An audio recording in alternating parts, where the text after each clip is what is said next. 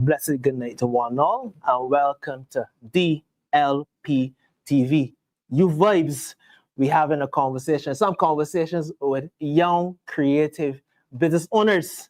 And tonight, as I sit here before you, there's a message of transformation, of innovation, and of confidence in the talents of the people of Barbados.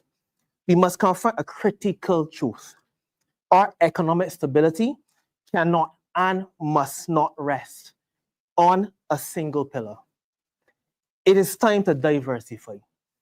And one of the most powerful yet underutilized tools at our disposal is the orange economy, aka the creative economy. This sector includes our artists, our DJs, our musicians, our actors, our video game players, our digital creators, our graphic designers, our young entrepreneurs, young cultural entrepreneurs. It represents the soul of our youth. Do you know that this industry is a multi-trillion-dollar global industry? Not multi-thousand, not multi-million, not multi-billion, but a multi-trillion-dollar industry. Let me be clear. The orange economy is not a luxury. It is a necessity at this time. It's not a side hustle. You ain't just doing a thing. It is a serious economic engine. And this is around the world. Creative industries contribute to up to 10% of GDP in some countries and employ millions. Why can't Barbados tap into this industry, tap into this action? Why can't we? This is a sector that empowers the youth. It breaks down barriers to entry. It encourages innovation, expression, and resilience. Also, importantly, it is sustainable, digitally scalable, and resistant to automation. So, what must we do? We must support creative education and digital literacy, from coding to cinema, from animations to cultural management. Our schools and institutions must be tailor-fitted to reflect the future of work. The government must offer startup capital and easy access to intellectual property protections. The government must become a true, genuine partner, not just talk the talk and a lot of buzzwords, but they must walk the walk. The government must strongly support using entrepreneurs who are creating content, not just consuming the said content, but creating it. Reliable internet access must be available in every parish, and our state-of-the-art cultural centers. Let us utilize the community centers. Let us utilize those. Don't let them just take dust, well, get a lot of dust on them and cobweb, but let us utilize them. We need the tools and spaces where talent can thrive. Our culture is our brand, our music, our fashion, our stories. They are export ready. Let's build creative trade partnerships and promote our creators on the world stage. My friends, viewers, family, this is not about copying, as they say, the big up countries or following their model. This is about embracing our own creativity, heritage, and our driven innovation, youth-driven innovation. The orange economy gives us a chance to tell our story on terms and the story into property, prosperity, paper, and pride. Those things are extremely important. Let us invest not only in hotels, and never again may we invest in gathering, but in dreams and ideas. Let us build an economy where talent is not wasted and every voice has a platform. The future belongs to the bold, the creative, and the diverse. The future belongs to those who dare to imagine and build something better. Let us build that future together. Thank you. And with that being said, and further ado, I would like to introduce our first guest. She's a creative. She is the future. Miss Gabriel Rock. Good night. Blessed love. How are you doing? Nice to meet you. Nice to meet you. Pleasure. She is now. You the youth, you are now. So we can begin, I just want you to introduce yourself and the business in which you own. Okay, well, good night, Ramon. Good night to everyone who is watching. My name is Gabrielle Rock. Yes. And I've always been a creative. Yes. So the business I own is Goldilocks Design. And I do a lot, but I mostly do decor for mostly birthdays. But I'm also a qualified graphic designer. So I do posters and t-shirts. So if you need me for election time, I'm here. Yes. But see, well, obviously you own your own business and so forth. Goldilocks Designs, where that name came from? Goldilocks Designs.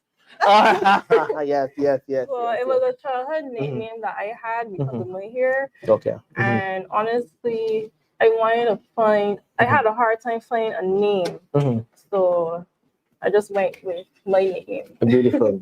Yeah. So when did you realize you were creative? When you realized, what? Look, I can do this thing. I can draw, I can do graphic designing. I don't know what else you do, but I know that it's in that realm. So when did you realize that?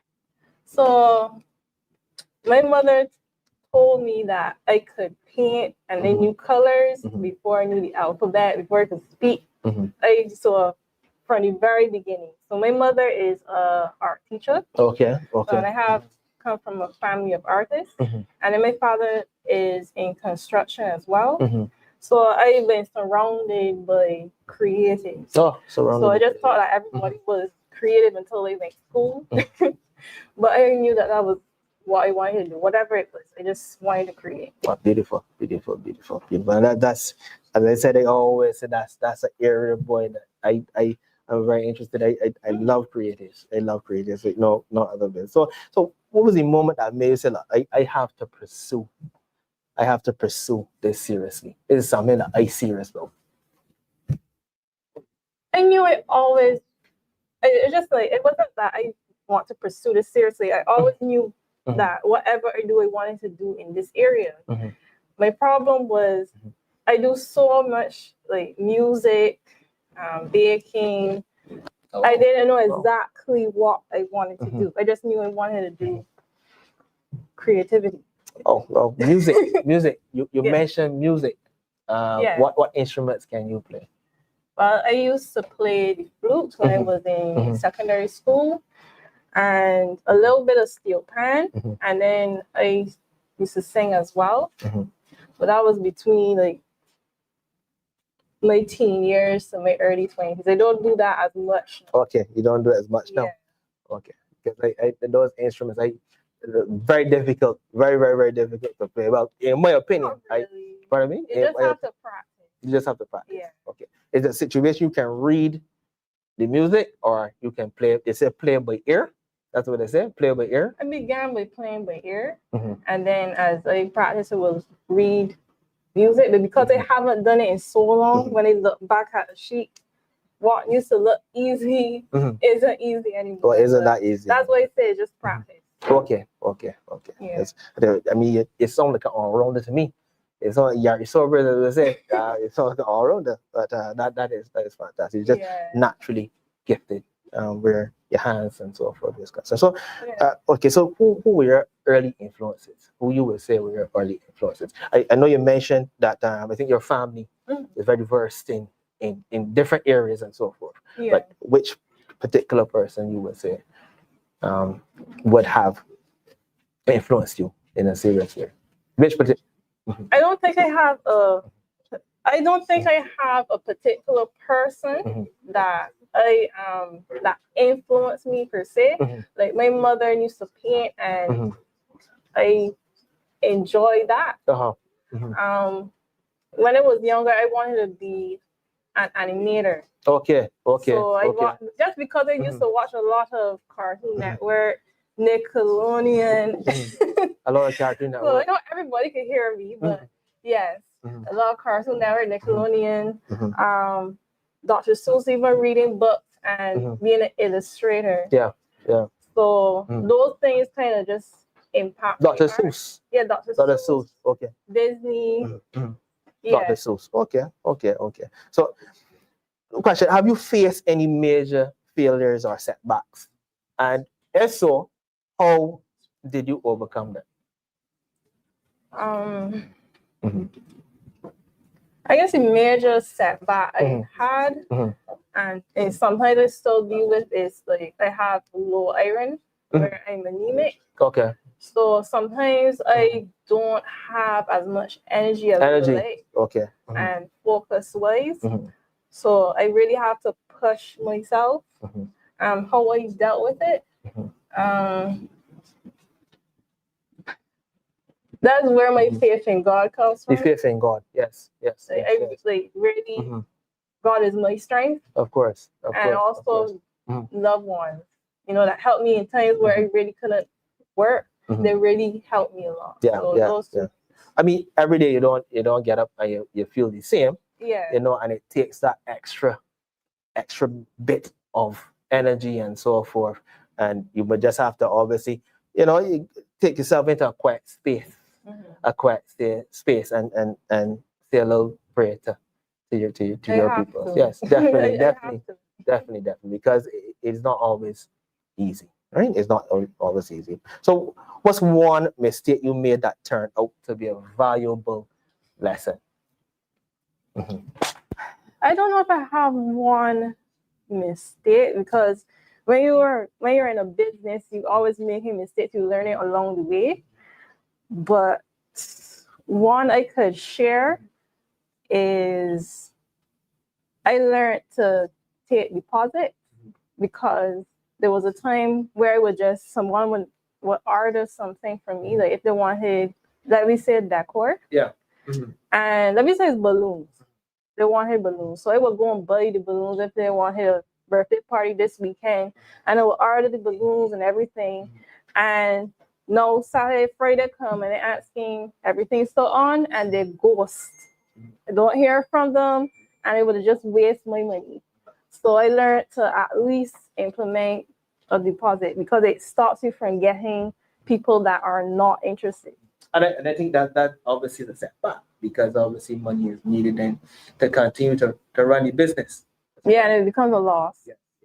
We can't have a loss. So I guess you were able then to say, you know what, I understand this is a situation.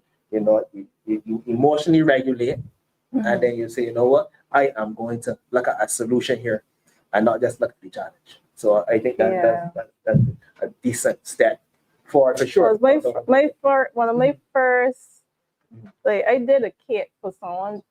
I had done a kit, and this was my first time doing a kit for someone, and that's where I first experienced it. Like I bought the ingredients, and I finished on time, and I just let the person know, are they still coming? Because I let a certain amount of time pass, and they just like, oh, I don't want that. I don't want it. Well, that is something you definitely don't want, obviously, on a lot of occasions. It turned me off, honestly. Yeah. But you were able to pick yourself back up. Yeah. And go again. No doubt. So how do you deal with self-doubt or fear of failure? I know as a creative, as someone who constantly use your hands and so forth. And then you have the public view, all the perceptions, all the opinions. I know it is sometimes difficult to deal or having to deal with all the comments and the opinions and so forth. So how do you deal with that? How do you manage to battle that out? In terms of self-doubt, I dealt with it when it was in my teens. I was like severely shy. I'm still pretty much quiet, like introverted, but I didn't used to talk. And I would say I still have a strong intuition. And what would happen is I would hear, don't trust this or don't do this. But then I would doubt myself. And then it turned out that if I had just listened, I would have saved myself from what had happened, right? So I learned that I should try to at least listen a bit to my intuition or a bit to what I believe God is telling me. Yeah. And I realized that from doing that, I stopped myself from going into trouble many times. Again, it brings you back to that, that those spiritual moment, taking some time off and having that quiet moment with yourself. So that definitely is very important in your life, as you can see. So how does your background influence your work? What do you mean by background? Okay, so in terms of your how you were brought up, your family, firstly you talked about the fact that your parents and your family and so forth, they were heavily involved in music. So that's something that not in music but art. In arts. So I assume that would have obviously influenced you in a serious way, right? I realized that you do portraits of I think I saw one there at sheep. So it's a situation where you were very seriously connected with farm animals in terms of agriculture, livestock and so forth. Recently, yes, I was interested in animals. Well, I wanted to be a vet at one time. Oh, yeah, there we go. I wanted to do many things, including being a vet. So I always had a love for animals, but the paintings that I would have recently done with animals, I just had as I said, God is really in my life. Of course. So sometimes I just have an idea and I like to look into the spiritual aspect and the meanings of. I think it's better to give an example. So one time I was just kind of like meditating, like thinking, and I saw like this bird, like this banana tree, and all of a sudden I felt like I wanted to paint that. And I saw like a spiritual meaning to that, like how the bird is provided, as it had like the bananas that was drinking from a standpipe, and it just inspired by that. And Of course. But you mentioned animals. Yeah. What type of pets you have at home and so forth? If you have any pets, well, what's your favorite pet or the favorite person that have to look two after? ducks. 2 ducks. Okay. So we got for AgriFest. Okay. Nice. So we wanted to get some chickens to Yeah. get eggs so we could bake and maybe sell some. But we ended up with 2 ducks. 2 ducks. Wow. Okay. But I had a lot of different animals. I had dogs, cats, fish, turtles, and it would have had more, but Okay. So I think, what's your process from idea to execution? So you're about to paint a portrait. What's your process? Obviously, it is if you study or you think about what you want to paint, and obviously you think about what the person is asking you for. From that stage, from that step to you actually getting involved and putting that pen or paintbrush on the canvas. They call it the canvas, correct? Yeah. Or Right. it could be a What wall. was your process? if it's for, let me say in business, if it's a client and they know exactly what they want, I would just try to implement their idea. But if they give me creative control, I will still ask them like exactly a bit about them. Of course. And then I would try to sketch. I always, like, if it's my idea, if it's their idea, I always sketch. And I have a note. In my bag right now, I have a notebook, a pencil, and any idea that comes, I'm sketching. It starts from sketching. So I'm sketching that, and then I think about if it's no budget, how I could work within the budget, and just go from there. And let's go from there. Yeah. Okay. Because I often wonder, I mean, okay, a portrait like that, I go back to the sheep, right? I know I must go back to that. I love that particular piece, right? Obviously, it started with just a stroke of the. It started with the idea, then the sketching, and then in terms of getting everything, it took 4 months to make the canvas. Wow. That was our first time making canvas and everything. 4 months. Yeah, just to get the process of getting things like you may not. I didn't have all the paints on me and all the materials, so we'll save up, we'll get something every now and then that took 4 months, but the painting took 9 hours. Wow, 9 hours. Yeah, so within that time, it was sketching, and so by the time everything was complete, I knew how I wanted it. 9 hours. So you had to take a light break. I would assume. Oh, different time, yeah. Jeez, And just put together, it was 9 hours. Put together, it was 9 hours. That's a lot of dedication, huh? A lot of dedication. People usually just see the finished product, right? But they don't know the amount of work, the sweat and tears and so forth that is put into these things. So it's glad the viewers, they're able to know that these things, the finished product is there, but these things take a lot of dedication. Yes, for sure. Okay, so generally, I mean, you mentioned you love animals and so forth, right? If you look at, okay, so take another portrait that you would have competed with someone else, right? You usually just take directions from that particular person. You find that you get creative control a lot, or people are very specific a lot of times in what you create? Well, in terms of painting, I only recently done. I had creative control in terms of painting so far. But if we're dealing with things like birthday parties, people usually know exactly what they want for their birthday. Sometimes I do get creative control, which I love. I still like to have a little bit of idea to know exactly what they want, But so birthday parties, you deal with the full setup, the balloons, and where should they put these set of balloons and so forth? Where should they put the cake, the seating? That is what you're involved in. I haven't gone to the seating as yet, but I would like to get there. I will do events. Okay, because I'm amazed at how people can just see a space, right? And know, you know what? I want to put this particular thing here.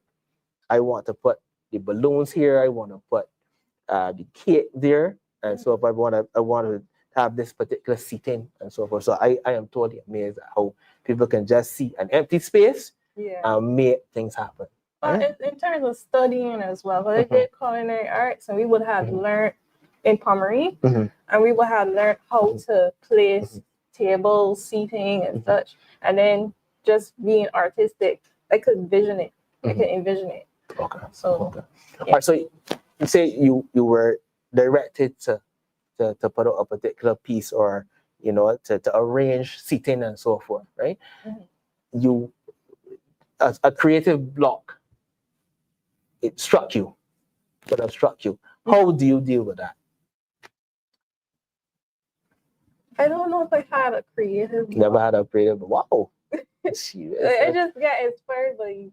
Okay, that is extremely interesting.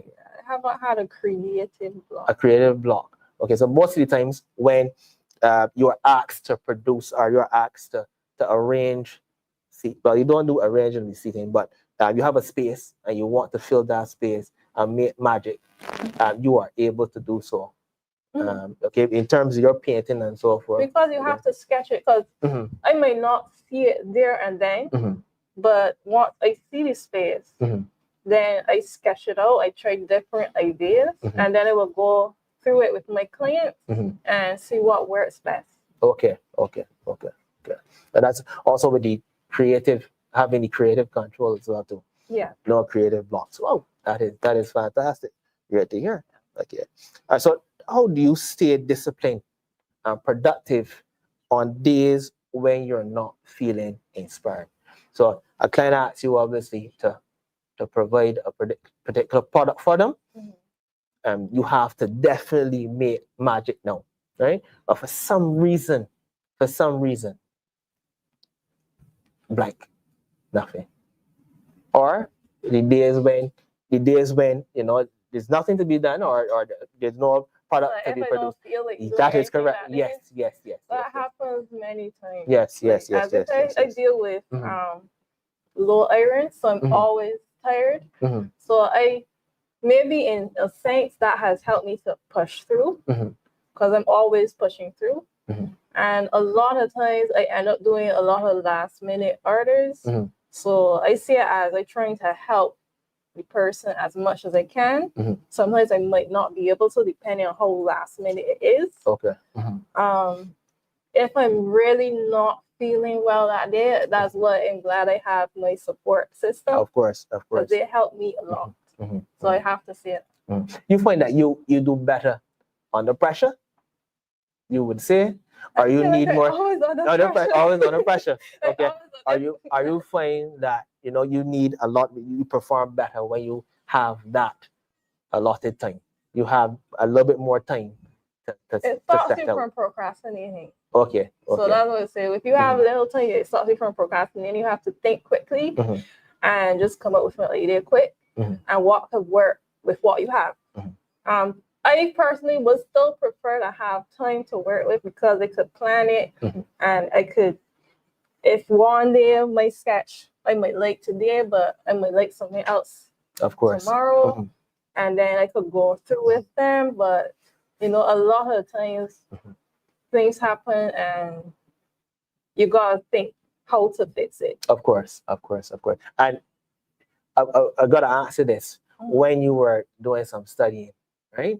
You think you were better in terms of planning for an exam, or you were someone who could have crammed really, really well? Fortunately, I was a procrastinator. Okay. I used to procrastinate a lot. It's only when you go into the real world and you have to make money and you have to help people that reality hits you. You can't sleep on it. You can't forget it. Of course. I would feel bad if I forgot that I had to do something for somebody. Okay. So I think that's my motivation. Okay.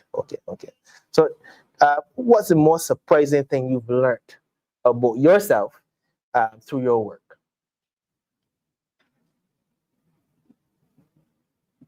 I guess pushing to see how much I could do, because my problem had been to try to focus on one thing, because I like so many things. And I try to limit myself so I don't go too far. And I just got inspired to look more that, like, for example, my boyfriend, he also does a lot. And he was one of the first people I realized does a lot and has no problem doing a lot. Of course. I thought that you should only be one thing. Like, if you're going to be a graphic designer, you should only be a graphic designer. You can't do anything else. And I had a problem trying to pick one thing. So right now, I am just open to trying whatever I feel like trying. Of course. I'm in that point. Okay. Anything within the creative space? Creative. Well, not only art, but I would like to learn more as well in business, accounting, everything. That. Okay. So, someone who is starting out, you're going to talk to a younger person now, right? They're starting out. What advice will you give to that person that is no starter? Someone who wants to, climb that ladder. Someone who wants to rise to that occasion. Who wants to have their own business? That is correct. Yes, please. Yes. I have to look at it this way, like life is short. So you don't want that years go by and you at a retirement age, you may not be able to move, your eyes you can't see as good. That you wish that you had started to paint when you can't see anymore. Yes. So don't wait till that time. If you're working right now and you gotta still pay bills, if you have any time, at least set aside an hour of the week. If that's all you have, set aside an hour of the week and just push that goal, that dream that you have. Because eventually all of us will not be here. Yeah. And I think you, as a creative, in this environment, you're going to get a lot of opposition at this particular time. A lot of your peers obviously will say, maths and English and accounting and being a lawyer and so forth. That is dominant in the conversation. Those things are extremely important as well. But a creative is going to get a little bit more of resistance, with the typical, and we obviously can look to change that, obviously, and that is this is what the episodes are for, a little bit more insight on what the creatives go through, So I mean, you've ever had any sleepless nights? Is a particular portrait or a job you had to do and you were just thinking about this particular portrait or job you had to do throughout the night that kept you up that particular night? You can think of any? There was a time where I used to sleep exactly at 10 or just before, and I found that once I got to a certain age and started to work, there have been a lot of all-nighters. That had to change. A lot of all-nighters? Yeah. Okay. Not always, thankfully, but... Beautiful. And Gabriel, I must say, this has been an absolute pleasure. No doubt about it. Getting some insight on what the creatives, what you guys go through, this has been fantastic. And before you go, I would like you to just, promote your business, promote yourself. I just want you to let the viewers know where they can find you and how they can get in contact with you for any type of creative work that is needed. Okay, so hi again, everyone. If you're looking for a creative, someone to do your birthday or your campaigning, my name is Gabriel Rock. My business is Goldilocks Design, but you can find me at goldilocks.bb on Instagram. And if you need any more information, just message and I'll be here. Thank you. Contact number. Yeah, definitely. Okay, my number is 840-5267. Yes, that's it. Yes, please. Thank you very much. It has been a pleasure. I will see you again for sure. We will see one another again. There's no doubt about it. And I just want to thank you for coming and sharing your journey with the viewers of DLP TV. Yes, please. Thank you very much. Thank you. Yes. There you have it. Miss Gabriel Rock. There you have it. Another young creative. And we've had a fantastic conversation with Miss Gabriel Rock. This Goldilocks, Miss Goldilocks Design. And it has been a pleasure talking to her and finding out what the young creative, what they go through, and a little insight on her business and what she is capable of and the challenges in which they face. And if you're not tuning in, this is DLP TV, Youth Vibes. We're having conversations with creatives and young business owners. We have another guest up coming. shortly he will be on set, and we will be having a conversation with him in regards to content creation. Young, vibrant young man, Mr. Jamal Sandyford. He is a content creator. Sauce the official. Yes, Sauce the official. I want to thank you for coming to the show, sir. Blessed love. It's always a Blessed pleasure to love. be here, bro. Yes, man. Blessed love. Blessed love. Nice seeing you, bro. Yeah, man. Yeah, man, bro. So how was it there, man? Well, it was quite average. yeah. Nothing really stick up today, really, other than conducting business to continue to further, get more clients and prospects. And stuff. Of course. That's always a challenge, Again, those creative works. I mean, they're in demand. You obviously have to find the avenues and so forth to traverse. Correct. And I want to thank you for coming on the show. I want to thank you for sharing your story in advance, because I know that you have a story to tell, no doubt about it. It's true. We've sort of heard your story before, but you are able to then tell the story once again to the viewers. And I want to thank you in advance, right? So just introduce yourself and the business in which you own. Okay. Well, first of all, you guys know my name is Sauce the Official, all right? And that's the brand development is the name of the business, Sauce the Official Brand Development. And what that is essentially a place you can come to get content, like videos of photography, to help your business grow and to even grow a personal brand. So I don't only do like content for businesses, I also do for you want a birthday shoot, a wedding, an anniversary, a renewal of vows. Anything that you want to have a keepsake, I do. Furthermore, I don't just do photos, I do prints as well. And you can go and check out my page on Instagram at Sauce the Official. You're going to see a yellow logo pop up with a nice handsome face, a little bit like this, but a lot younger. Yeah. So the business has been going for years now. Yes. So the name Sauce the Official. Sauce. Give us a little insight on the name. Funny story. Yeah. That is actually an inherited name that has been passed down. A lot of people know my father as Sauce, and that was just it. And coming up, I was called Junior Sauce. You play the football, you play the cricket, you would call you Junior Sauce. And honestly, initially it stuck. I started music. That was one of my backgrounds as well, singing. Started music, and it was going as Junior Sauce. And eventually, I kind of broke away from it as the years went on. Eventually, I went from Junior Sauce to just Sauce Boss in DJing era.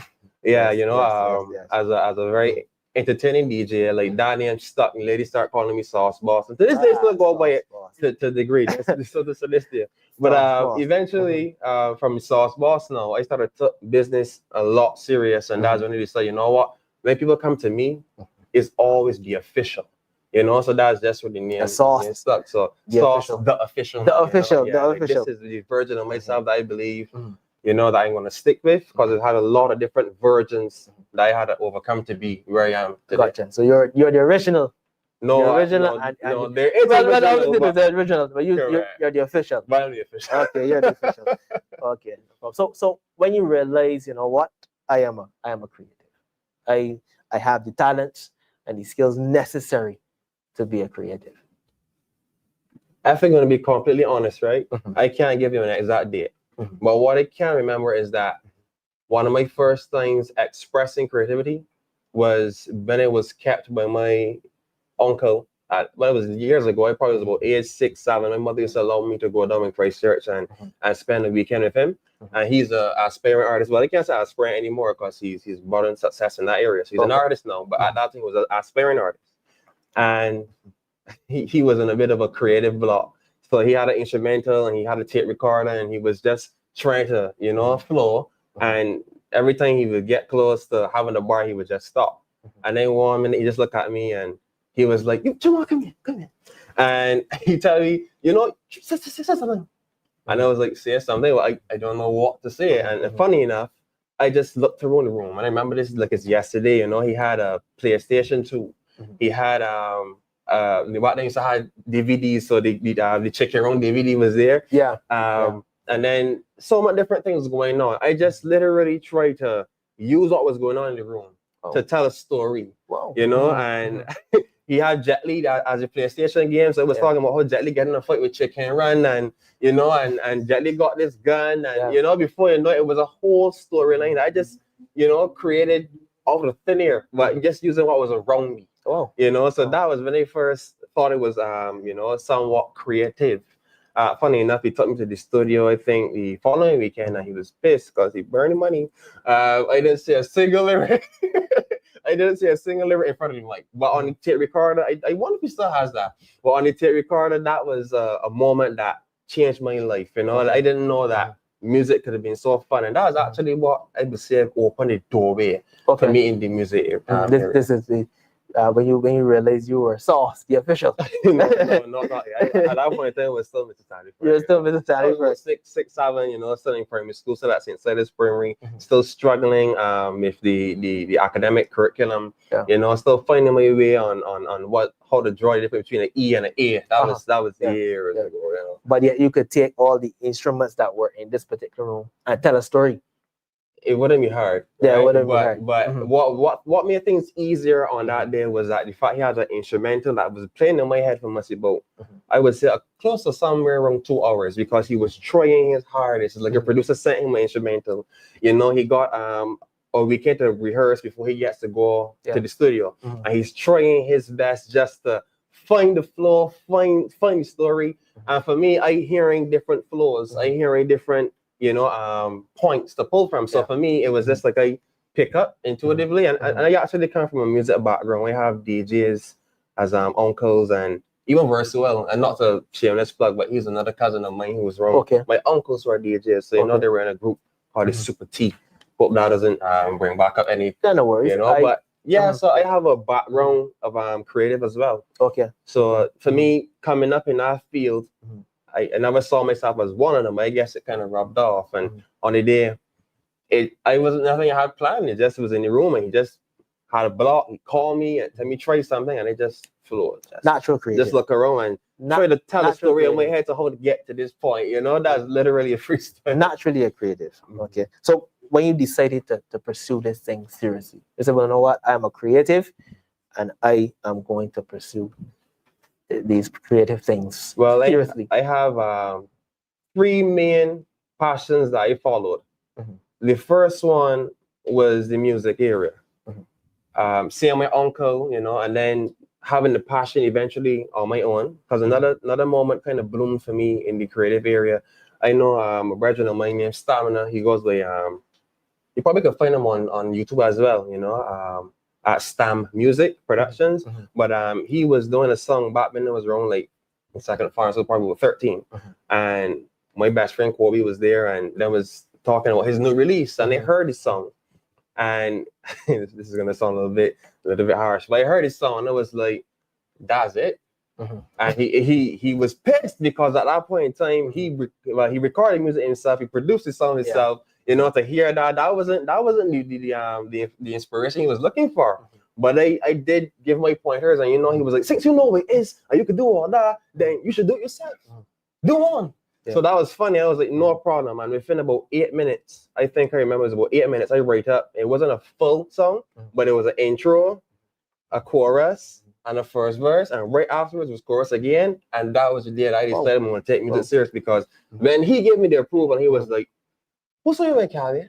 You know, I was like, no, I literally just write down Kobe could vouch for it. And he was like, yo, okay, well, you should probably, you know, and then we all got in this group, and we started going and saying hell and doing music. And for me, it was always a learning curve. I never thought I knew everything. I always want to know what did I know. That's good. And then Versi Wilson, I was in this crew as well, and he started to teach me things like alibs, and that's essentially like what we use as a background vocal.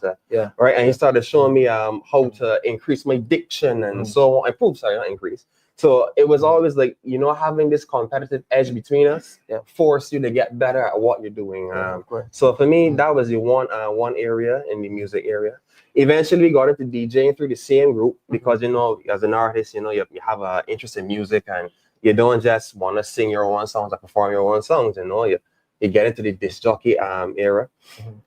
We had people like Versuel around you that inspiring you. And then at that time, I think Puffy had just became the #1 DJ in the world too. So we had a lot of influence, Mm-hmm. guiding me to go that direction, you know. And outside of that, I ended up taking part in the Barbados Educational Training Board at around like 16, 17, just after you left school. Mm-hmm. And that is when I started to pursue my passion in cooking, and I became the valedictorian in 2018 and represented Barbados in the World Skills Competition as a chef. Wow, a man of many skills, boy. So that little piece of constructive criticism that you would have given the young man, you know, he didn't like it too much, but that started a chain of positive events. Yeah, you never know. Yeah. You never know what you're capable of doing until you just decide to try. Of course. You know, and I always say, as to this day, still always learning. Never feel you know too much. You know, there's very few areas in the music area that I don't really dabble in, like the actual instrumentation now.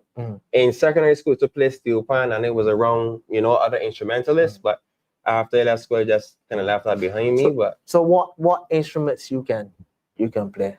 You said the steel pan a little bit? Steel pan was the main one. I always aspired to play like the piano, and aspired to play the guitar, but I never actually ventured into that area. Funny enough, it kind of bite me when I got into the actual producing, because I can actually produce. I'm a mixing engineer, right? I never actually like created instrumentals, and it always would irk me because you would have this, you know, this song in your head that you could play, you know, the synths, you know the piano, you know some of the chords, you know, the scales and everything, but you don't have the compatibility or the compatibility, capacity or compatibility to actually say, well, let me take out the equipment and start playing, you know. So it was always a bit of a drawback in my mind. Because all it could play is blah blah blah sheet. You know, it's usually blah blah blah sheet and a little bit of twinkle twinkle little star on the keyboard. That's about it. And well, you know what I mean. Yeah. You know what I mean. Oh, yeah. All they could play blah blah blah sheet, boy. So whoever can really read music and so forth, I really commend them. I got a lot of love for those people. A lot. You got a lot. Boy. To me, they're magicians. Or essentially is what they are. Yeah, no doubt about it. So your early influences. I know you mentioned. I believe you mentioned your family, some of your family members. You know, how they shape your work.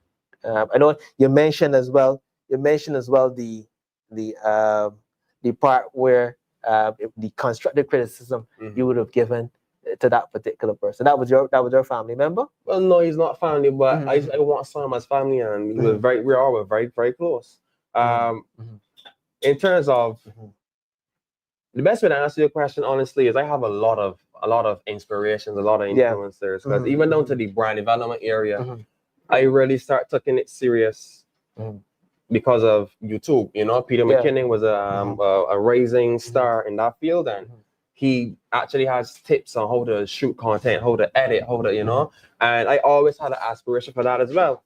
And seeing him show you how easy it was. In fact, one of my most the moment that set me on the photography path for life was the day I watched him edit a photo that I myself had delete. Ever to see it in my camera view or my phone, I would have delete. And I watched him just remake this entire image. Whoa. And then he said a positive note at the end. He said, you know, you see what I could do with this image, go out and shoot something today, challenge yourself. Of course. You know, and I was shooting with an iPhone 6S, and even then it was outdated. I mean, it's really outdated now, but even then it was outdated, and I just went and I shot some images in my area, went into the Lightroom, play around some colors, play around some sliders, and realized that, you know, I actually got a keen eye for this, you know, and I start posting. Funny enough, this was back when I was like about 16. When they start posting, people was like, well, yeah, I know he's a photographer now. I know he's, you know, and it was just at that point in time, it was like just you're trading, you know, you're establishing it. And then after that, my close friend, he decided that he liked it as well, and we just decided to charter that path. And he went and invested in the camera. I later on invested in one after working at Sandy. And then from there, it was like, boom, you know, we came together and we start shooting music videos and start doing content with businesses. You know, you just keep trying and keep aspiring and always be willing to learn, you know. That's how it got me. All right. So, chef, DJ, dabble in video, photography. Which one you actually enjoy? Which one you enjoy doing the most? You would say, in your opinion. That'd be a very tough call for me.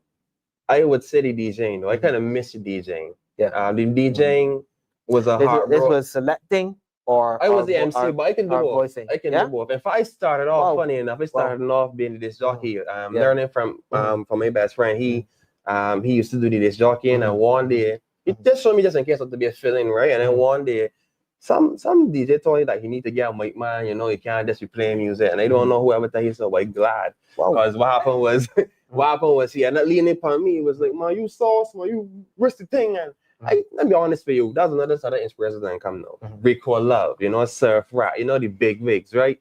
Them actually inspired me, like the storytelling aspect, you know, the way that they would entertain using the lines and how the crowd control, and that inspired me in that area. And I beginning chartering, I had those people as a benchmark as to, you know, how to gauge how good you are and so on. And eventually, actually ended up playing on cruises with them, and I'll never forget the first day that Surf Rap complimented me because I was about to hand over to him, and he was like, you know, and he was like, you know, you can't tell. I was actually playing Dockside, and these gentlemen about here, but you know, but Dockside is not necessarily the easiest position to play. You is the opening DJ, the crowd no coming in, everybody no getting to adjust and so on. But for me, I saw it as a challenge. And it was playing for the MC Buccaneer. I had people singing from Dockside. You know, it was playing at Barris Hammonds and so on. A part of it is knowing your audience as well, you know, knowing who you're playing for, knowing your crowd. But just using Recall Love and Surf Rap and even Full Clip for that matter, because that's who you really was geared towards. I know it's me and my disc jockey, and you know, some clips I like the same way dynamic do more. So that's the direction that we went as well, right? And because nowadays a lot of time is spent on Dockside. Honestly, a lot of time is spent on Dockside. So I can imagine it'd be a challenge. You gotta play for them a lot of hours. But funny enough though, I that first time we played though, that was like no other. I had nerves that time. Right, I was like that you were peeping. You're peeping. No. I was just about to ask you now. I mean, the first time you would have put a mic in your hand, how you felt, how you really felt about it. I mean, you have to voice or mic in front of all those people and so. But how you felt. Well, at that time I had a bit of experience. So my first time doing MCing all together, it was like it's something that it might sound weird. You talk every day. But having that mic in your hand for the very first time is so challenging. You gotta first figure out how to hold it. You gotta first figure out, you know, it's not just talking as well, because you gotta control the faders and so on, your DJing. So for me, it was a very, very challenging aspect, but I caught on to it pretty quick. Part of it was by watching DJ Puffy, you know, he has his YouTube videos and so on. So analyzing, he's actually holding fader before he speaks. Those are the micro adjustments changed everything for me. And then understanding like what your age range, your crowd, what they respond to well, all those things played a critical role for me. To this day, we're still hop back in DJing any day. Just that it was a breakaway because my partner decided he wanted to transition to a different field as well. And that left me, because I wasn't on the equipment, that left me kind of high and dry. But it's something that I miss, but I feel like any day I get the opportunity to just sat back into it. You know, it's something I can't let it go. But the music side of things as well too, because I didn't just do the recording engineering, the mixing engineering, I also sang as well. So I spent so many hours, more than the DJing, but so many hours at night from 9 o'clock in the night to 3 o'clock, 4 o'clock in the morning, to people go get it and tell you, listen, me translate, you know. You know, you're hitting them notes and so on. You feel you can do it better, so you go again. So I actually would say I love music the most, but I can't pick between photography. I can't pick between the DJing side of things and the singing side of things. But I still love the photography. I find myself doing it more, you know, businesses and brands reaching out, you know, because there's always an avenue for marketing. And I love it. If I don't love it, I won't be doing it. Of course. So you mentioned food, right? What is the dish? What's the dish you say, you know what? This is my top dish here. Nobody can beat me on this dish. Nobody can beat me in terms of how you prepare this dish, how this thing tastes. What is your to-go dish? Honestly, I It'll be so hard when you actually have a variety. When you have a variety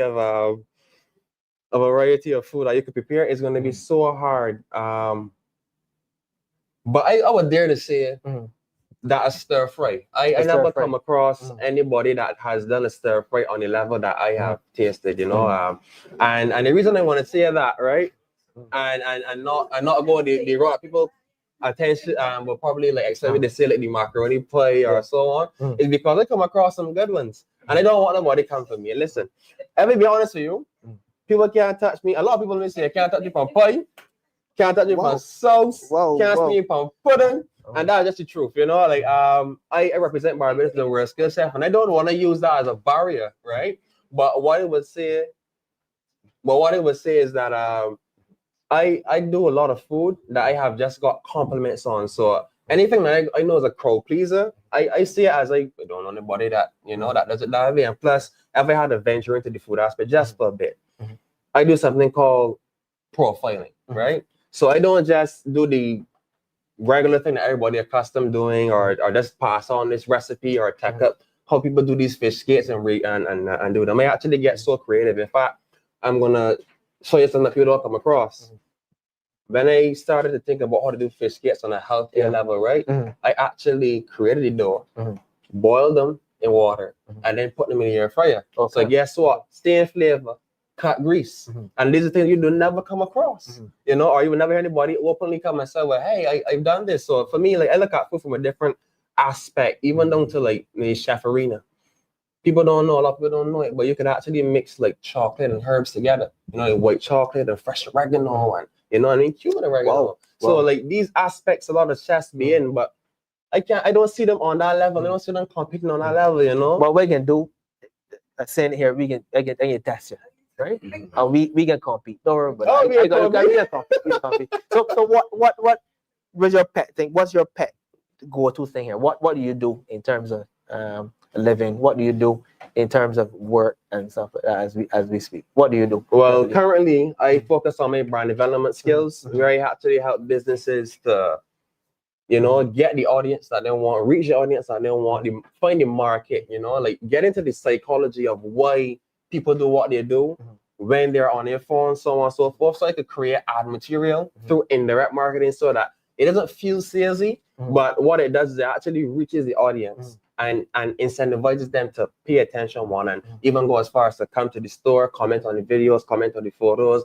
you know, give information, valuable information that they could use, you know, find out what times they're more likely to come to your bar, what times people are more likely to come and purchase your product. So for me, there's a lot of different things that I do within the field, but the main one is photography and videography that help businesses grow. Yes, photography. Right. Okay, photography. So what would be the last piece you would have done? The last piece? Yes, that's correct. Yes. Well, currently one of my last piece of. So listen, every time I shoot a video, I normally catch a photo as well. But it might be photography or in terms of video. Well, I did an advertisement the other day for a lady whose name is Sabrina. She goes by S4 Meets on Instagram. You can go and check it out.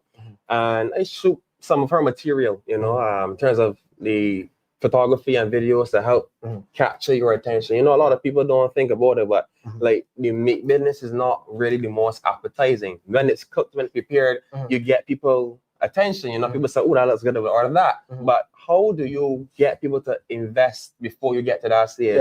People don't necessarily want to see the meat raw, you know, but however, if you find the right angle to show them, you will get them interested. Definitely. So what I did is I shot some material so that they could see like, you know, like how to carve the meat, how fresh it is, so on. I found the unique selling points to get the people to notice, like, hey, you know, like this is where they get your meat from. This is a trustable, reliable source to get your meat from. And most of all, she's affordable and she's easy to reach right here in Cheapside Market. So that is how I approach that. And they normally catch a lot of material within these areas, but she's the most recent one.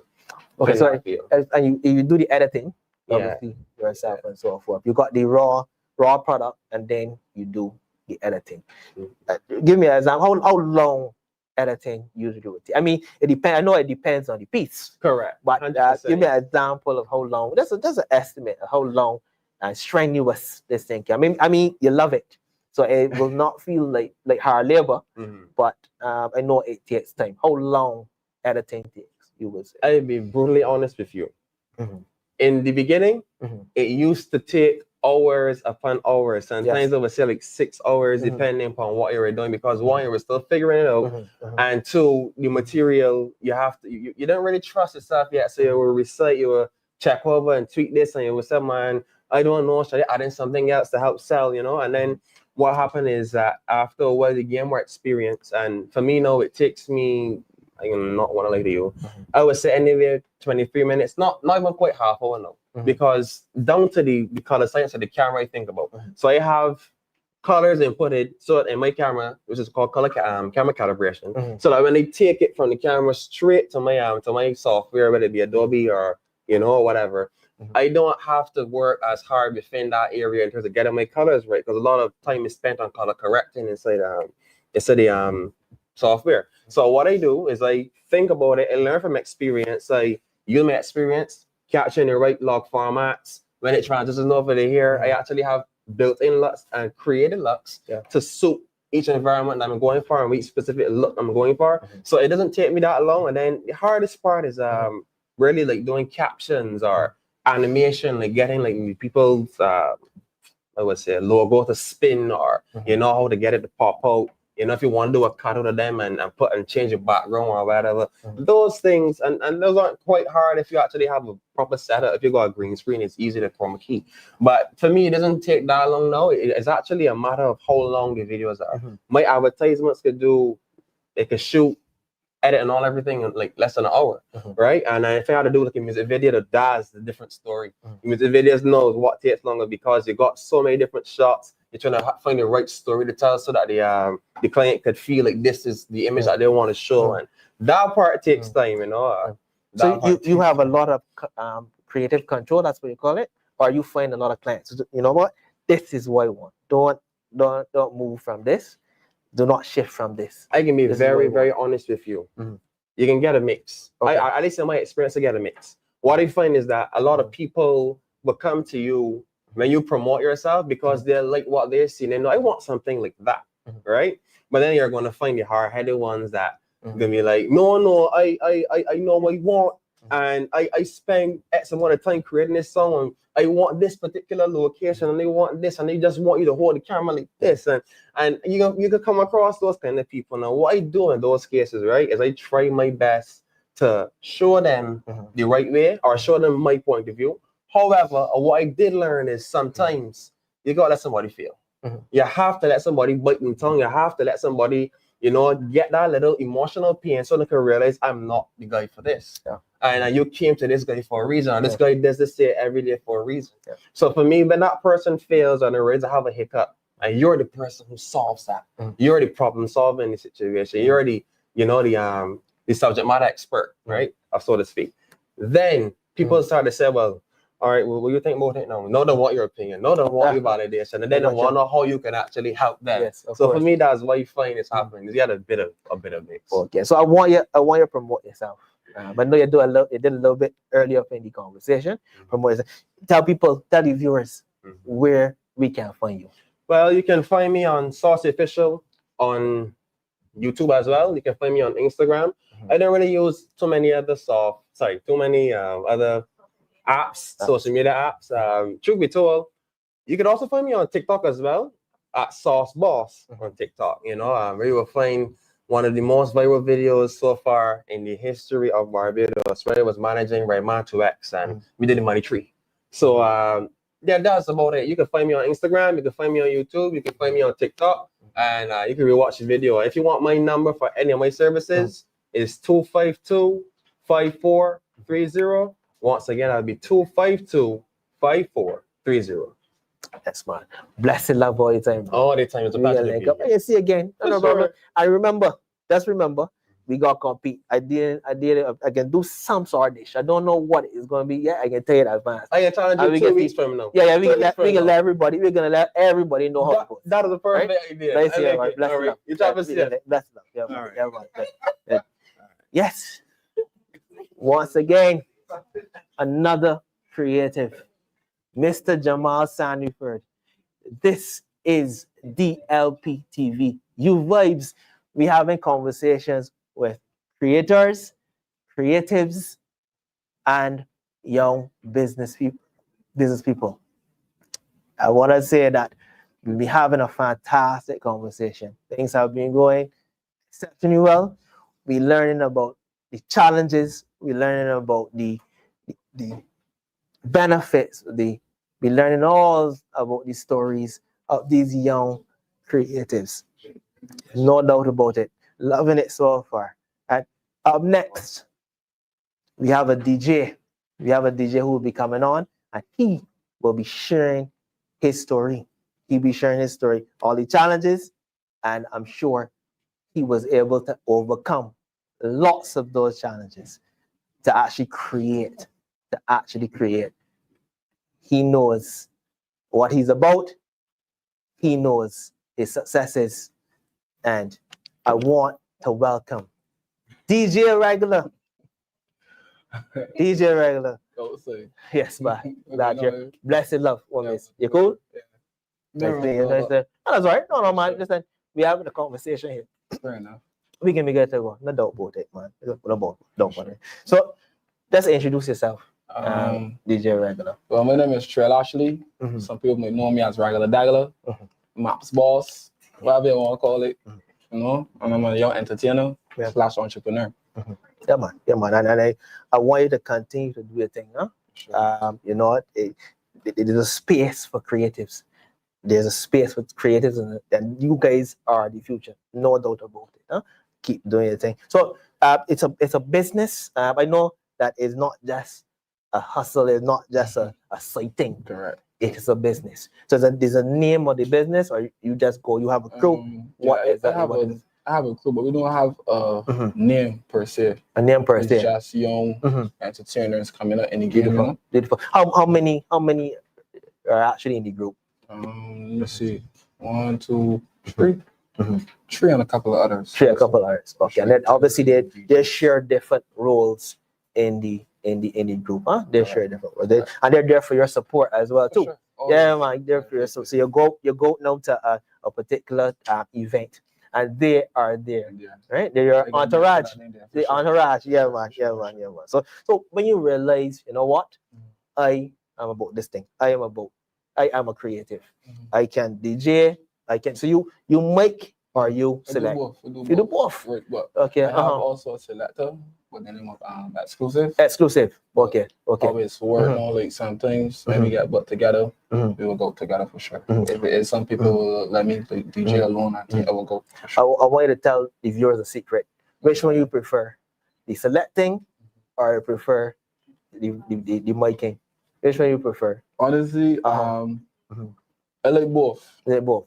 I really like both, to be honest, because to see the crowd actually interacting with the music they're playing. And plus, when it comes to the speaking too, you don't know what you're going to say before a certain song coming. You know what I mean? So, like, I actually like both. Okay. I mean, I love both. You know, you do some level of public speaking. I just want you to know, right? I just want you to know.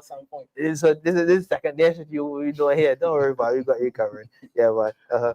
So, okay. So, what age you started to DJ? Let me see. 24. So I would say roughly 2021. 21. Pretty recent. So you're 24 currently. Okay, 21. What was your first experience? But firstly, it was selecting or it was making? It was making. It was making. Oh, it was making. Okay, it was making. Okay. And you remember the feeling you had that first time? Yeah, actually, like to be honest, long before I actually get on a set itself as a DJ set, it would just be like in my house with my phone in my hand, a nice little boombox speaker there, and I just pretended that I DJing, like it's one of the big ones, like full clip. Whoa, okay. So I just did, and I just be like, oh yeah, like, everybody, I think I was skipping something on my phone, and I think like, okay. So you call that a little shower, some shower moment. Yeah, some shower moment. Yeah. Okay. So at which point, I know you say you started at 21. So it was at that time you say, you know what, I can take this thing seriously. Honestly, I wasn't always a DJ. I started out as a singer. A singer. over something that came as a joke. Okay. For those who know me as the regular Daggler. Right. For sure, it was a collab between me, Trey Breezy, and Kevin.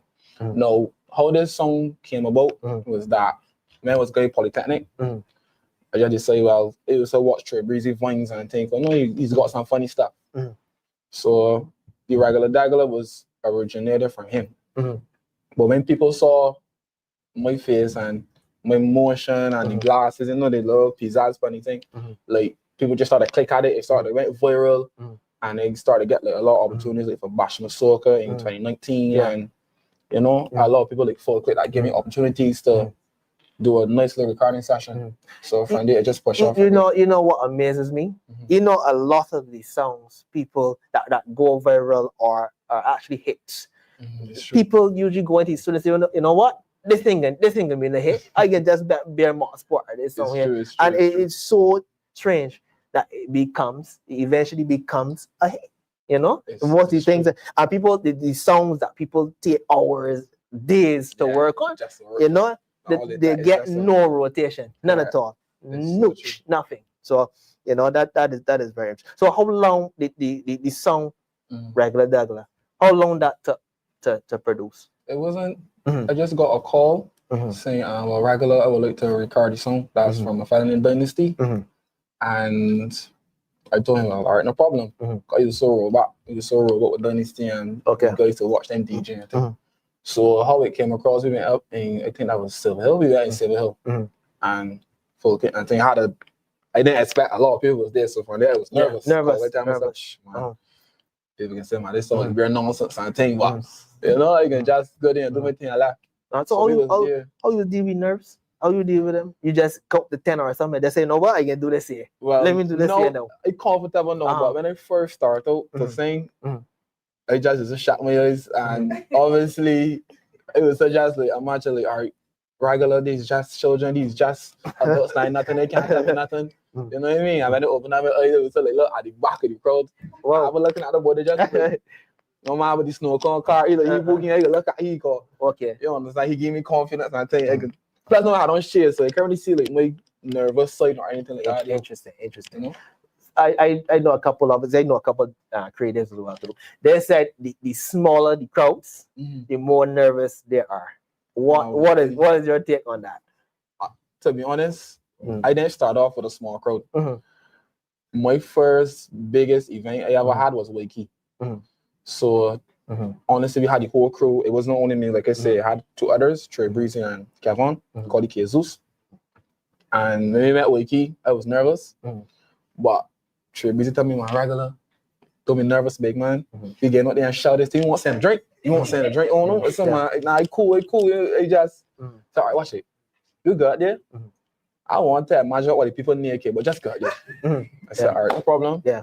So when the song started, I just ran up on stage and I moving well and active. Everybody like, what are you showcasing? Man, listen, I got real energy. You know what I mean? You know, but they ain't never had the dress on it. So I had a nice little talk and thing. I beat it so crafty stuff.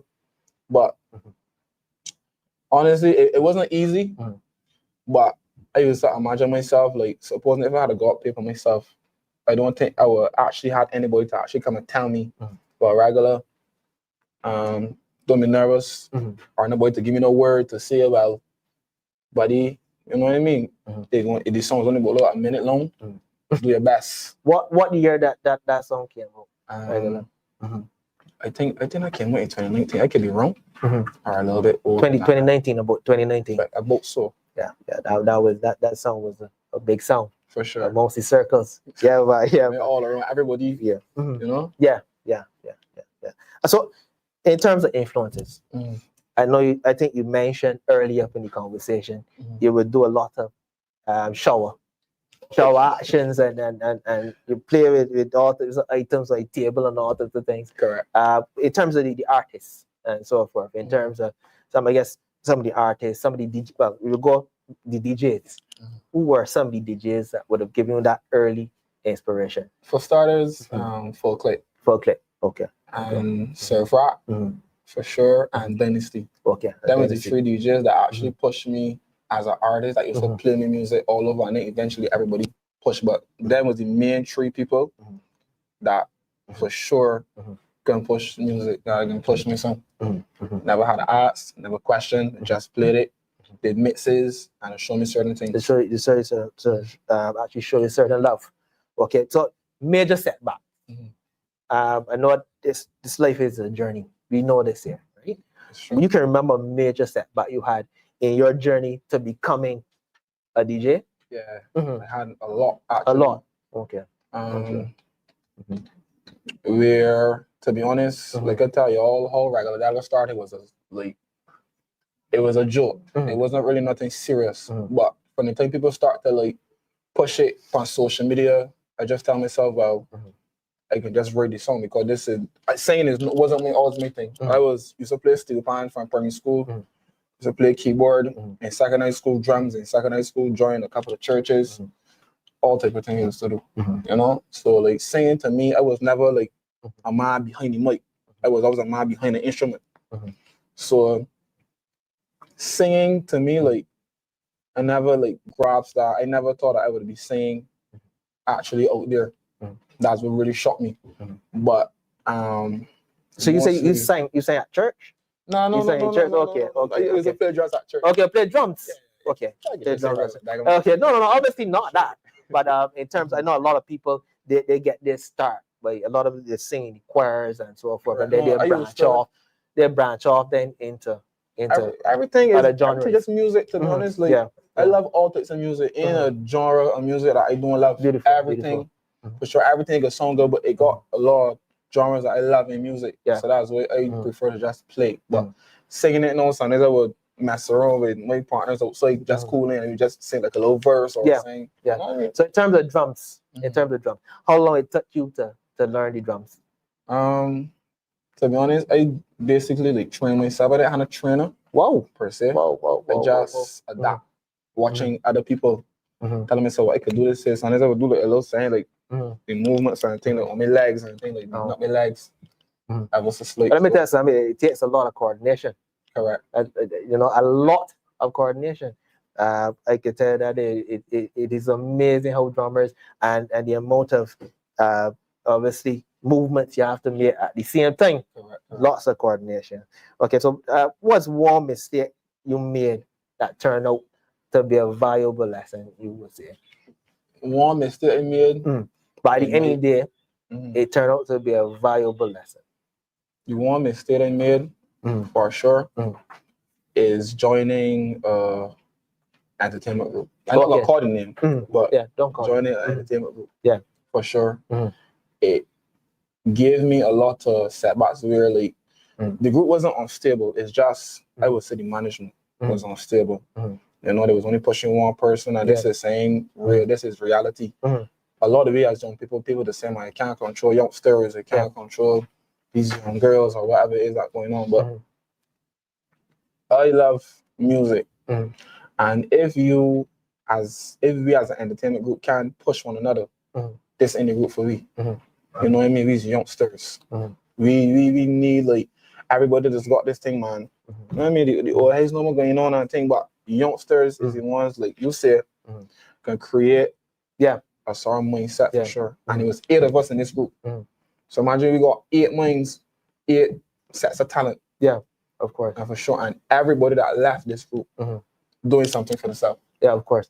You think that what you do in terms of DJ, is it taken seriously enough in Barbados?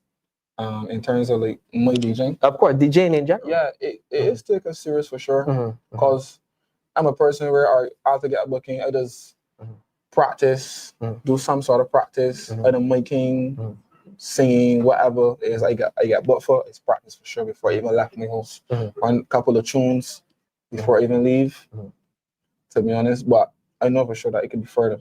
Okay, you can be further. Okay. What do you think is some of the impediments? Do you have a support group? Do you have people behind you motivating you? I know you got your entourage and so forth. You know, a number of them they're in the audience now. Yeah. But other than that, in terms of your family members and so forth. For sure, my family at first didn't support it, but once they see that I could really push that into the table, my mother was excited. for sure. Shout out to mommy for sure. She Yeah, was for really sure. excited. Mommy She tell regular. me, Yeah. Mommy regular. Mommy regular. You know what I'm saying? Yeah, mommy So regular. like, to the other money used to tell me, man, just put your best foot forward. She done it for sure. I done it for sure. All of my money, all the trouble you used to give, she got me back. But it's good that you're getting that support at home. Sure, That's very, very important. It's good that she's taking this career seriously. Correct. Because I think it's not taken seriously enough. You know, creatives like yourself not taken seriously enough as yet. But we can deal with that. So how you deal with self-doubt and failure? Like, okay, so you go on the set and you know, for some reason you said something that does not relate to the song that is actually playing and so forth. And you say this, I really messed up here.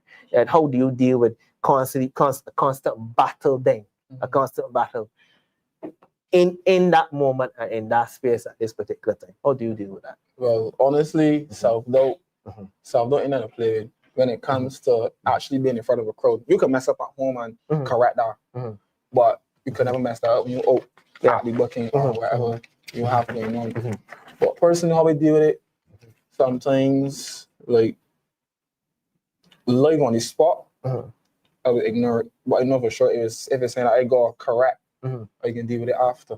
For sure. You know, and mistakes is right. You may have a lot when you're DJing, because for sure, let's be real, you're human. This is something that you love, things that you love, you can make mistakes. You got a lot of doubts. Yeah, you got a lot of little things getting through your head like you. Jeez, I didn't want to do this here, but it happened.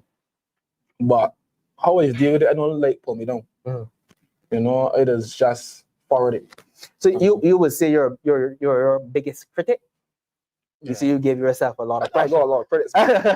But you give yourself biggest a lot of pressure. Correct. Okay.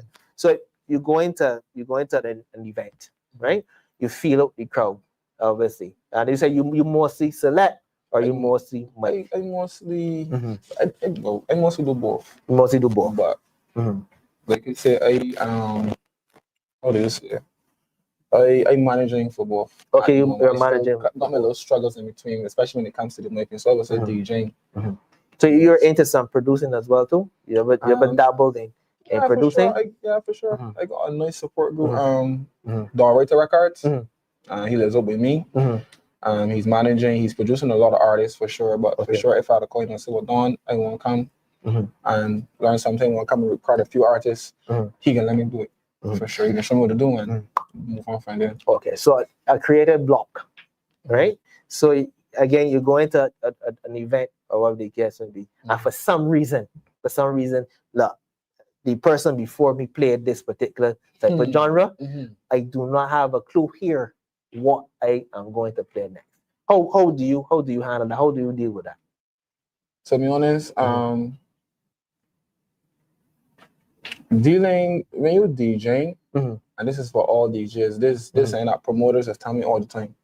It's always good to get at least a half an hour early before your time as a DJ, so that you can actually hear what is that going on before. Because say if it come, 2 DJs will play a good set of new 2025 dancehall tune or 2024 dancehall tune, or that's fine. But just remember that I had tunes from long before he was even born. You could go back, you could come up from there, and there's a lot of tunes for sure that you could play. So my advice for sure, get there early before your timing for sure. Preparation. At least that even if you want to start with this song and this song playing on, at least you live there, you could hear it, you could change up, you could start with any genre. No, people always studying, man, you know what I mean? This is a dance hall crowd, but as a DJ for sure, everybody love to dance and walk up. Right. So you my thing is, so you get to the event, right? The music is playing, the DJs, their fans just set. You have started and you're the mic man, right? And for some reason, is there ever a time when you do not know what to say next? You ever get that type of block? Yeah, sometimes for sure. It happens. And it's going to happen, and it can keep happening until I perfect it. You know, but honestly, when it comes to a next song that's about to be played, especially if I know the song, because that will only happen most of the time for me if I don't know the song. You know, so say like if the next song is like, but then you would probably say something generic. Yeah, something I generic. love it. That Okay, taking it with me. Gotcha. And then just So what keeps you going? What keeps you going? Honestly, the responses as a DJ, the responses kept me going. You know, it used to get a lot of negativity. It used to get a lot of positive vibes. It used to get a lot of encouraging comments. Might not be said to me, but said to other people. People will come to me and let me know. So, really speaking, like that keeps pushing me 25 years. Plus, I love music. Like real music that's run the world at this point. It's always so. It's run the world. Everything you do in life is music. When you walk, when you talk, you clap, whatever you do, it's got some sort of rhythm going. So, and I'm just a person like I will never fall out of that. And that music is love. That is true. That's my only drug at this point. Correct. So, in terms of, there's any self-doubt at any point in time? Like you say, well, you know, I cannot do it. I cannot go on. I don't feel it going. I don't feel it doing this. You know, there's any time when you feel that way, and if you feel that way, how do you then deal with that? To be honest, I am not a DJ that gets booked every weekend. But you know what I mean? It's got some last minute bookings or what's not. But how I deal with it, let's be real. When you're a upcoming DJ, you're not always gonna get satisfaction of a booking. Yeah. You know, you're not always gonna get. Now this is something that happens a lot. You know what I mean? You're short the event. Some people pull the how you say, I can talk Bajan. Some people pull the pocket. You know what I mean? To pay certain DJs and think all these things are sometimes, because if you're a DJ like me and you're going to event, for sure you all had conversation long before the event, so it's a booking. This was the price being arranged, whatever, plus one, whatever. And we get there, know it's something different. So something that was throw off your vibe a lot as a DJ, something that's not being prepared as, you know. So say long, if I got booking tomorrow, I go there tomorrow now. And then tell the promoter, well, buddy, I got this body came me, that body came me. We already talked about the compensation, the cash, whatever the case may be. You know, these real questions that a lot of DJs for sure will not answer or will not kind of actually speak. But when it comes to being booked and your compensations are not, how do you say, you're not satisfied with them, for sure, it plays a lot in your mind, you know, coming from all Black Rock, Eagle Hall, to got all up Sick Phillip, you know, they got a car, you got to put gas in it, whatever the case may be. Like, every dollar counts, for sure. And I think it is a situation where they must be serious where business is concerned. Correct. It is a business at the end of the day. You know, yes, we love music, but it's not a side thing, as I said. You know, you're not just there to play around, you know, and make him out. All right, so you know, what you would say is your proudest moment so far? My proudest moment so far was the fact that after a group, I was still able to keep going. Yeah. After your exit from the group. Exit from the group, because I used to tell myself, I used to doubt myself there, like, I don't know what we can do here now, because I used to have everybody else doing it. Like, my manager used to do it for me a lot. Every booking I get, she used to push it. She used to talk to the whoever is that want to book me. She used to do everything. So now, like, she'd have gone for a little while. I was like, what you can do here now? But my DJ now, he felt like he played with exclusive. Yeah. He came to me and said, regular, you know, that we keep 10 running, you know. I said, for real? So sure. He said, yeah, we could do this thing for real. You know what I mean? We can pull out some funds. Of course. Get a laptop, get a set, and we can just push.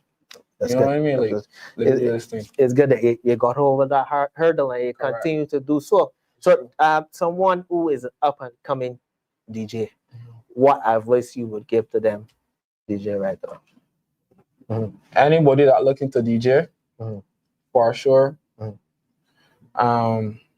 Please be patient. Yes, patience. Be patient for sure. Market yourself. Never say that you can't do it, because the biggest people of today was the smallest people before. Yeah. Everybody had a starting point. Yes, you can got struggles. You can got little things going on, but to overcome them things, take your time, be patient with your work. I don't want to interrupt your train of thought, but that last comment about the people who are big today were small at some point in time. I want you to just repeat that, please, if you don't mind. The people that are big today, the people that you look up to, everybody had a starting point. Yes. And this is not only for DJ, this is for every single person. Everybody had a starting point, and the work, they put in the effort, failures never get them done. You know, that's not only part of being a DJ, that's life itself. Life itself, yeah. You know what I mean? You can't expect to build a building like this building out here and not start with a foundation. Yeah, that's a very powerful point. So very, very powerful. So never give up. It can be straining as not only a DJ or anything. It's going to be straining. It's going to be mind-blowing. But for sure, just keep pushing. Praise Jah and keep going forward. And that's big words, big, powerful, strong words, DJ Regular. And I really, well, before you go, I just want you to advise and tell the people where they can find you. Do that, please. Well, I have an Instagram, Regular REGULWA _246 on IG. You could message me on there. Yes, I have a lot of requests, so don't expect that. You know, it give me a lot of conversation. You're the man. You're the man. So like, just when we go up in the IG, I got a lot of following. I got pictures. I got a lot of bookings from before. So it's giving me a call, promotion, what's not. You had mentioned a telephone number as well too. 246-242-2194. Okay, and that's where we can find. Correct. Mr. Regular. Anything. Mr. Regular, blessed love. It has been a pleasure. No doubt. No doubt, buddy. No doubt. Thanks a lot. Fantastic. Thanks for having me. Yes, for sure. Thank you very much. Thanks for bringing everyone along, just to see the inner workings and this lovely conversation. For sure. And keep doing your thing. Keep doing your thing. Don't stop. Right? Thank you very much, sir. Thank you for coming on the show. Thank you very much. Yes. And if you're now tuning in, this is DLP TV. You vibes. We having conversations with creatives. We having conversations with young business owner. We had a fantastic conversation with DJ Regular. He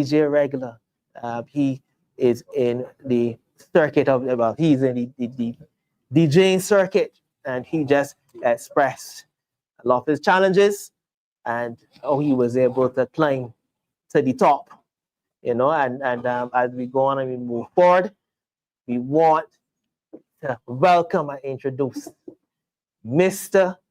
Dale Rowe. Blessed love. What is you good? Nice seeing you, man. How is it there? You had a good day? Yeah, today was a grateful day, man. Yeah, Any day above ground. Yeah, man. Always sharp. Always sharp. Dale. Always sharp. Yeah, man. So, Dale. Firstly, I know I ain't really got to do a lot of introduction. Yeah, people usually see on this, but I want them to know Dale Rowe, the entrepreneur. Dale Rowe, the entrepreneur. That's what I want. So I want you to introduce yourself, introduce your business, and we have the business that you own. I want you to do some level of introduction. All right. Good evening, everyone. Dale Rowe again. 32 years old, and when I was about 11, 12, I just always wanted to be in control of my own money. Of course. Yeah. Yeah. So at a young age, I started entrepreneurship by selling lollipops at school. Wow. Yeah. Fantastic. So that then sparked the interest for entrepreneurship. I started my first ever business. That was a car rental business. It's called Rose Motors. I started with one car, and then I moved to 4 cars. Yeah. Car rental business is tough because you have some dishonest people that would hit the vehicle, don't want to pay, disappear, you can't get the money. But other than that, is a good venture. I want to take you back. I want to take you back a little bit with these lollipops. Yeah. Right? I want to take you back a little bit with these lollipops. Now, it might seem, like small items and so forth, right? But the money builds. The money builds in a serious way. And that I believe that is one way you were able to get some lunch and stuff like that there with the lollipops. What was the brand lollipops? The bonbons. The bonbons. The bonbons. Yeah. I know the bonbons. I know the bonbons. Yeah, man. And obviously, that's venture. You said one day, you just got up one day and said, you know what? This is what I'm going to do. What would have caused you to go down that road at that particular time? To be honest, it started with chewing gums because you're in class, first form, and my mom used to give me $11 a day. So 3 buses, lunch, and a drink. That money done. So I was like, this can't work no more. Oh, So the following week, my mom gave me the money early this Sunday, $55 for the entire week. all right. I said, boy, I'm going over index. So I went down to index and I bought $5 in winter fresh chewing gum. So approach, went to school, sell them. It wasn't moving as fast as I wanted it to. And it was not making. So when I made $5 in chewing gum, I only made about $5 in profit, so $10 in total. So it was not turning over as quickly as I wanted it to. And then it hit me, the lollipop and chewing gum, which is the bonbon. So I started with 1 pack, which carries 48, and then it had a high demand, and it moved from 48 to 96 lollipops a day. You had any issues with receivables? I know it's a situation where a lot of people, they do the thing called trusting in Barbados. So there was any issues at that point where that is concerned? Yeah. No trust. Trust in God. Just in God. Okay. In God, only in God we trust. Yeah. All right. So I guess that was a journey for you, right? And I'm very aware of a young man who started out that same way as well too, and now he has gone on to bigger and better things. So it's fantastic to start. Correct. A particular way, that's from the ground up, right? Yeah. That's fine. So okay, I know you're also into I think decor. Basically, event planning. Event planning. Correct. In general. Okay. Event planning. So when you realize that, you know what, this is something that I can do. All right. So event planning came about because I had a passion for food and beverage and service delivery. Yeah. Because I was a food and beverage manager. Yeah. And then planning weddings and different functions. I was like, I could do this on my own. So last year, I decided to start a weekly event called Walk Up Thursday. And that event was to cater to upcoming artists, upcoming DJs, and also for their morning bands.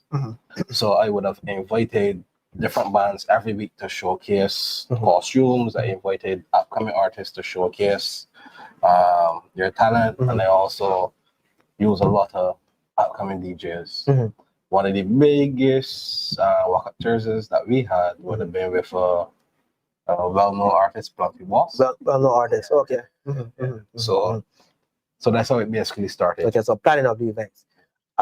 So this includes the setup and everything. Correct. So we would do we would decorate the space, balloons, lights, DJs, artists. We bring in 4-day morning band, floor show, top band. So it's a wide range. It also includes catering. We also bring in catering as well. Oh, I mean, okay. So we got empty space here, right? Empty space. That vision to create the magic. That is something for you. I don't even know where to start, if you ask me. But to come there, there's an empty space, and you're able to fill those spaces. That is fun. That is fantastic. From start to finish. Yes. No doubt about it. So we delved into a little bit of the history right? Let's now go to the present. Well, it might be the past as well too. But in terms of failures and setbacks, how do you overcome those? Honestly, I pick up myself and I dust off really quick. You know, so if I bought a hurdle or I bought a something that stops that momentum, which we will consider a failure, I don't look at a failure as a failure. I look at a failure as a learning lesson that I could have done this better or differently. You know, so my failures, you'll feel the emotions, you know, you'll go through the emotions, but then what is the silver lining in that? What is the lesson you were supposed to learn in that? You didn't lose, you learned. You learned. Correct. So it's how you approach it. You know? Yeah. Some light is always at the end of that tunnel. Correct. For sure. So I want you to just give me one example. You know, you would say, well, you know what? It was a setback here. You know, and I was able to just regulate my emotions and go forward. Which event? Let's see. Let me see. All right. So in COVID, I decided to bring in a vehicle. So I reached out to some suppliers in Japan. They sent up the vehicle, and then I had a deadline as it relates to getting the duties and the of course. So because the customer obviously, you know, and then having to go out here, and then I end up losing the sale. She was. So then money went down the drain, and I was like, shh. So now I know the do's and the don'ts. You know, most recent last year we brought in an artist, like I said, Planty Boss. And we just had some minor setbacks. But overall, we learned, and I am grateful for those failures. Those failures. Because if those failures don't happen, you would not know how to propel forward. Of course. So in terms of self-doubt, and you mentioned the failures already, in terms of self-doubt, how you deal with that? I know there's a little voice that comes into your head sometimes. You say, nah, I can't really do this here. No, this is really... Honestly? How do you do that? No self-doubt. Fantastic. Whoa. Yeah, honestly, like, when I meditate in the morning, and then I start my day quiet, if an idea comes up, I would write it. Then I would look at all of the different angles to accomplish it. Whoa. And if I can't accomplish it right away, I would accomplish it at some point. So a perfect example, in 2021, I love Christmas. Big on Christmas. And I was saying, I would love to do a big motorcade on Christmas morning. This was, you said this was back in 2021. All right. So I was like, I would love to do this. But then one or two doubts came up, like, you can't do that. But then I was like, how will I do it? How will I execute? And I kept asking myself that question. And then, strangely enough, in 2024, I said, you know what? Look, boy, get up. Reach out to some people and just make it happen. I just made it happen. Okay. And God opened all the doors. So self-doubt, no. So I mean, it seems you are involved. You have your hands in a lot of things. You know, I mean, how do you organize? You know, I mean, there's so many things you seem to be involved with. I know you mentioned meditation on the morning. How long is that? Was your 20 minutes? 20 minutes. 20 minutes of meditation. Fantastic. Okay, so you start your day. You look at obviously challenges that you will have to face on this particular day. No challenges. No challenges. No. Okay, no challenges. When you set up your day or your morning thinking that you're gonna have challenges, you have challenges. But these are the challenges from the day before, you know. Or do you just say, you know what? There's a challenge for the day before. this can be a great thing. Great, So you gotta start with a positive vibe Yeah. all the time. So Yeah. as young people, we gotta start with that Positive, positive. But you gotta be realistic though. We gotta be realistic and say, you know what, this is the challenge we face here. Correct. But you know what? Let's try to be more solution based Cool. than anything else. I got you. Okay. So your inspirations. What are your inspirations in terms of the work you do in terms of the event planning? What inspired you? Who were the people that inspired you and influenced you to move forward with this particular thing? Honestly, Curtis Jackson. Curtis Jackson. Yeah. Okay. 50 Cent. 50 Cent. Yeah. Okay. Reason being, Mhm. he started as he was a troubled youngster. Mhm. Lost his mom early, and then he transitioned from that life into an artist, and then he moved from an artist to owning a record label, and he moved from owning a record label to writing books. And I won't say he was a gunshot victim Yes, a good couple of times, you know. So that was another setback. Yeah. But he was able to continue to Correct. you know scale those hurdles. So he's someone who would have influenced you Yes. going forward. Always keep going. Huh? Yeah. Don't just lay down and play dead. Always get up Correct. and go. Now, you're in a creative space when you're planning events and so forth. You ever had a creative block? You ever went to a space or an event or a place where an event will be held and you say, you know what, jeez, I don't know. I don't know how I can really set up this event. I don't know how I'm going to deal with this situation here. You've ever had situations like that? Honestly, no creative blocks, to be honest, because Wow. from the time I get into a space, my mind always thinking like, I could do this here, I could move this, we could put lighting here, we could, so my mind always going. Always going. Yeah, so like I might be sitting and people might say, well, you look so vexed or well, you look so serious. It's not that I'm serious, it's just that I am thinking, what is the easier way? What is the best way to do something? I mean, with event planning, I'm assuming you have to deal with the artists as well too. Yeah. So you have to deal with some of the requirements. So I know that some of the artists they require certain things, to be put in their room backstage, and I know how that goes.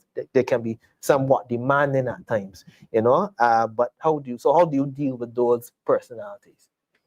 Honestly, I'm a perfectionist, so I love things done in a particular way. So when I meet persons that like things in a particular way, we as a people like to tend to say, well, man, he too picky, she or da da da. Yeah. But I put myself in that person's shoe, and if they have whatever requests, I'm gonna give you the request. But what I want to know and what I expect is for you then to deliver that product.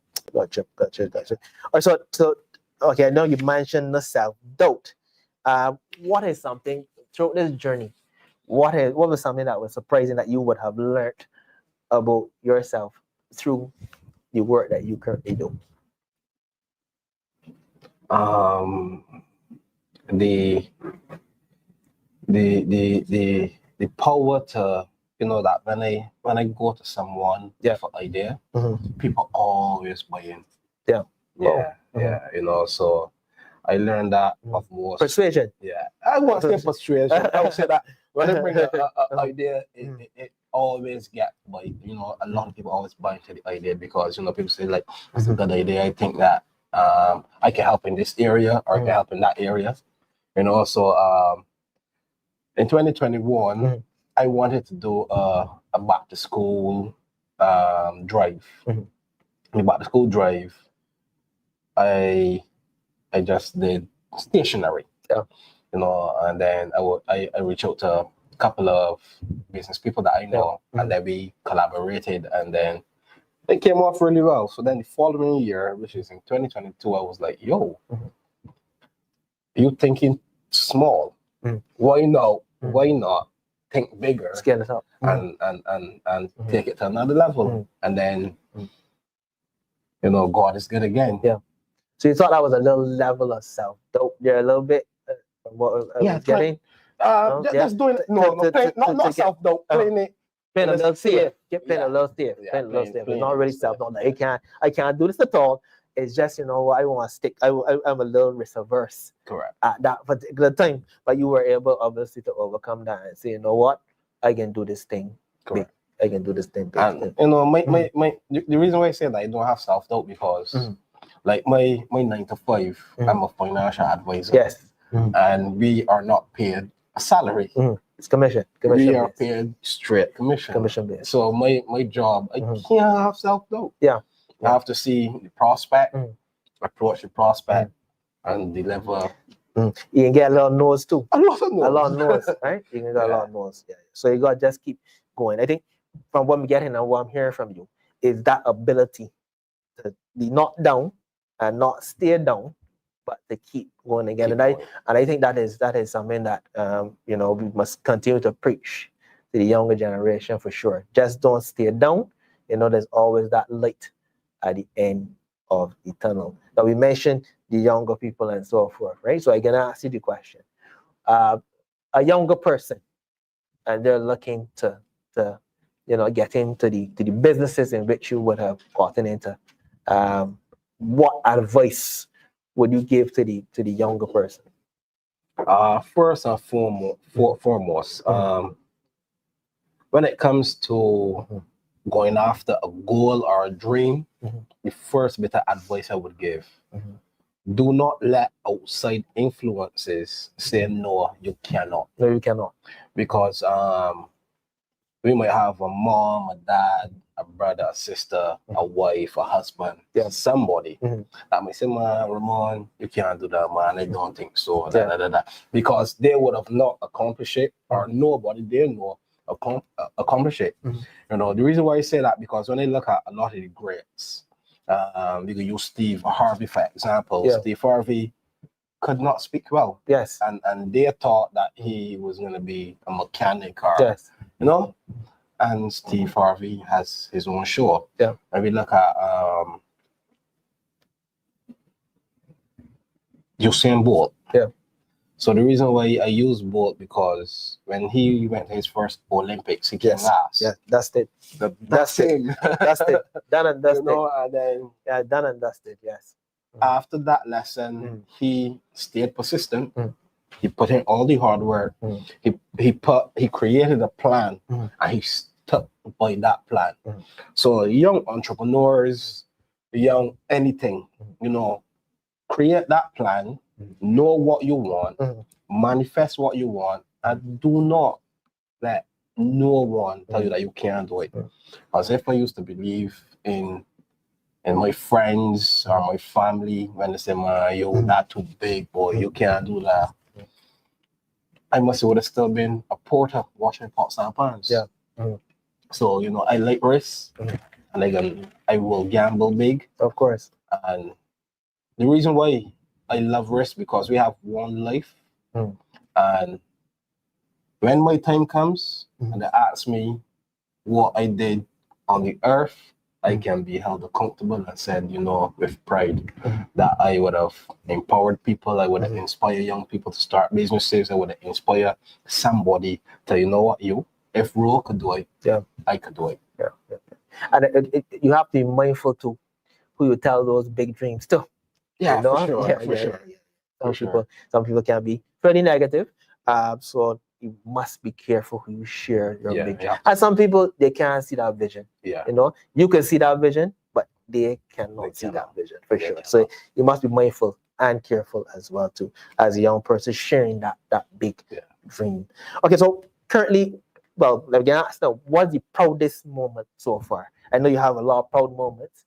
I can tell you that that gift drive, 25th of December. I could tell you, that was fantastic. That was really, really, really good. I know that was one of them. Yeah. Give me another one. Yeah. Give me another one. My proudest moment would have been when